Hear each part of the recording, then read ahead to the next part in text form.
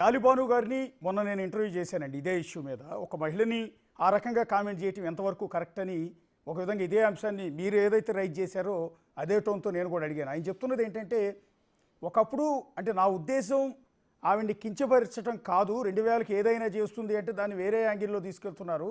నా ఉద్దేశం ఆ రోజుల్లో డబ్బులు లేక 2000 3000కి కూడా అడిగే పరిస్థితి, చేయి జాచే పరిస్థితిలో ఉన్న ఆవిడ, శ్రీనగర్ కాలనీలో 12,000 రూపాయలకి రెంట్కున్న ఆవిడ ఈరోజు 1000 కోట్లకు పడగలెత్తిందని చెప్పే ఉద్దేశంలో ఉంది తప్ప దాన్ని ఇంకో రకంగా తీసుకెళ్ళొద్దు అని అంటున్నాడు ఆయన. రాష్ట్ర వ్యాప్తంగా మహిళల నుంచి పెద్ద ఎత్తున నిరసన వెల్లువెత్తిన తర్వాత ఈరోజు డైవర్షన్ చేయాలనుకుంటున్నాడు. అతని ఎక్స్ప్రెషన్ చూడండి, 2,000 రూపాయలకి ఏదైనా ఈవిడ చేస్తుంది అని మార్కెట్లో వినికిడి. ఆయన ఎక్స్ప్రెషన్ చూడండి, ఎంత వల్గర్గా, ఎంత కేవలంగా మాట్లాడాడు. ఈ రోజుటికి నేను సినిమా చేస్తే ₹1 కోటి పైన ఇస్తారు. రీసెంట్గా చేశాను, ఆ వైట్ అమౌంటే మీరు అకౌంట్స్ ఇస్తాను చూసుకోండి. అలాగే నేను చేసే టీవీ షోస్ ఏవైతే ఉన్నాయో, జబర్దస్త్ కానీ, డ్రామా జూనియర్స్ కానీ, ఏదైనా కూడా ఈవెంట్లు కానీ, ఒక్క షోకి ఒక రోజుకి నాకు ఎన్ని లక్షల రూపాయలు ఇస్తారో అమౌంట్ అన్ని వైట్ అమౌంటే కదా, అగ్రిమెంటు అకౌంట్లో వైట్ అమౌంట్ ఉంటాయి, అవన్నీ రికార్డ్ ఇస్తాను. ఏ రోజు 2,000కి నేను ఎవరి దగ్గర చేయజాచో చెప్పాలి.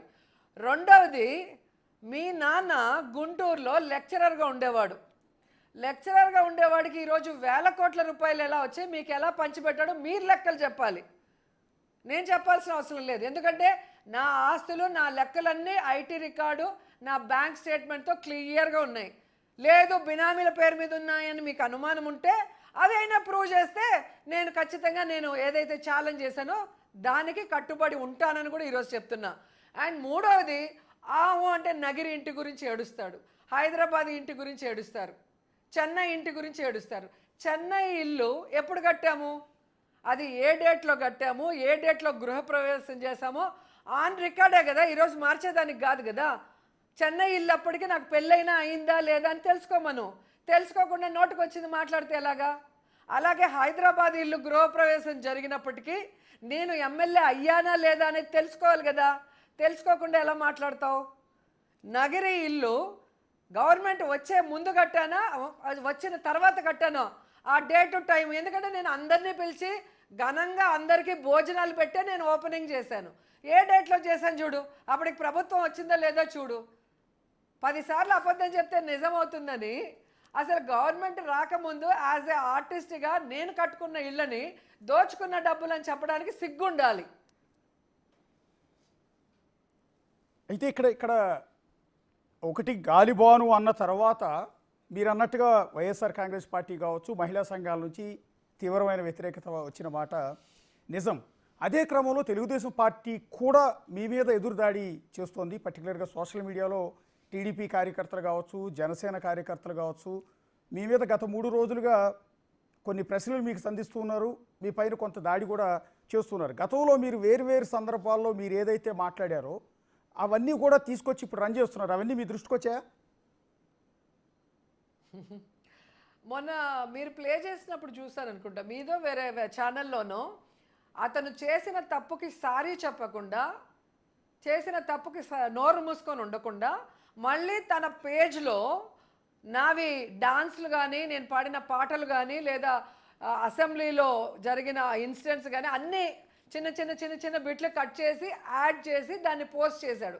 అంటే ఏం చెప్పాలనుకుంటున్నాడో నాకు అర్థం కావట్లా. దానికి కూడా నేను ఒక క్లారిటీ ఇవ్వాలనుకుంటున్నా.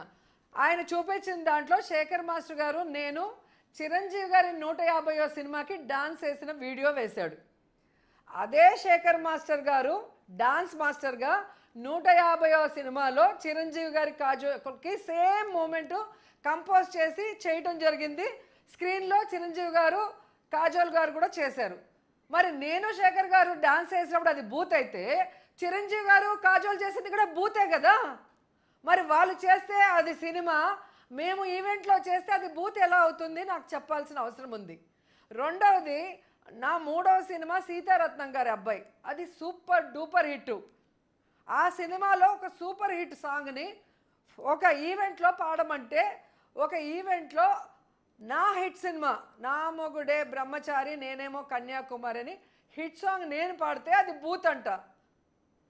మరి ఆ సినిమాలో పెట్టినప్పుడు సెన్సార్ వాళ్ళు ఏం చేస్తూ ఉంటారు?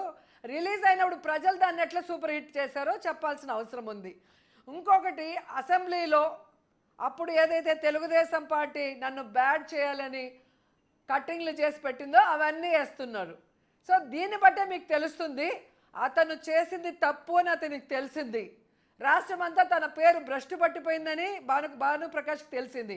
సో దాని నుంచి తప్పించుకోవడానికి ఆవిడ ఇలా ఆవిడ ఎలాగ తర్వాత ముందు నువ్వు ఎలా మాట్లాడతావు, ఒక మహిళ గురించి, ఒక గృహిణి గురించి, ఒక ఎక్స్ మినిస్టర్ గురించి, ఒక ప్రముఖ హీరోయిన్ గురించి ఎలా నువ్వు అంత చీప్గా మాట్లాడతావు? దానికి సమాధానం చెప్పు. దాని మీద పోలీసులు కేసు ఫైల్ చేసి అతన్ని రిమాండ్ పంపించాలి. ఎందుకంటే ఈరోజు వైఎస్ఆర్సీపీలో నుంచి తెలుగుదేశం పార్టీకి వెళ్ళారు కాబట్టి ప్రశాంత్ గారి మీద అంత ప్రేమ ఒలకించి రాష్ట్రమంతా ఏదో డిస్కషన్లు పెట్టి ఇష్యూ అయిపోయినట్టు కేసులు పెట్టి లోపలేశారు కదా. మరి ఇప్పుడు ఎందుకు చేయట్లేదు? మీ పార్టీలో ఉంటేనే మహిళలు, పక్క పార్టీలో ఉంటే మహిళలు కాదా? మీ పార్టీలో ఉంటేనే మంచోళ్ళు, పక్క పార్టీలో ఉంటే మంచోళ్ళు కాదా? మీతో కలిసి ఉంటే మోడీ గారు దేవుడు, లేకపోతే పిల్లాన్ని చూసుకోవడం చేత కాదు, తల్లిని చూసుకోవడం చేత కాదని మాట్లాడే వ్యక్తులు. మీతో బాగుంటే పవన్ కళ్యాణ్ పవర్ స్టారు, మీతో బాగలేని రోజు అతని గురించి ఎంత నీచంగా ఆంధ్రజ్యోతిలో, ఈనాడులో, టీవీ5లో మీరు ప్రచారాలు చేశారో పవన్ కళ్యాణే సొంతంగా ట్వీట్ చేసి ఏడ్చాడు, మా అమ్మని తిట్టారు, నన్ను తిట్టారు అని చెప్పి. సో వేరే పార్టీలో ఉంటే వాళ్ళని తిడతారు, వాళ్ళ క్యారెక్టర్ గురించి నీచంగా మాట్లాడతారు. మీ పార్టీకి వచ్చే ముందుకి మంచోళ్ళు. 10 ఏళ్ళు మీ పార్టీలో ఉన్నప్పుడు తెలీదా నేను మంచిదాన్నో చెడ్డదాన్నో? మరి చెడ్డదాన్ని అన్నప్పుడు 10 ఏళ్ళు ఎందుకు పెట్టుకున్నారు మీ పార్టీలో? మహిళా అధ్యక్షురాలు పదవి ఎందుకు ఇచ్చారు? 2 సార్లు ఎమ్మెల్యే సీట్ ఎందుకు ఇచ్చారు?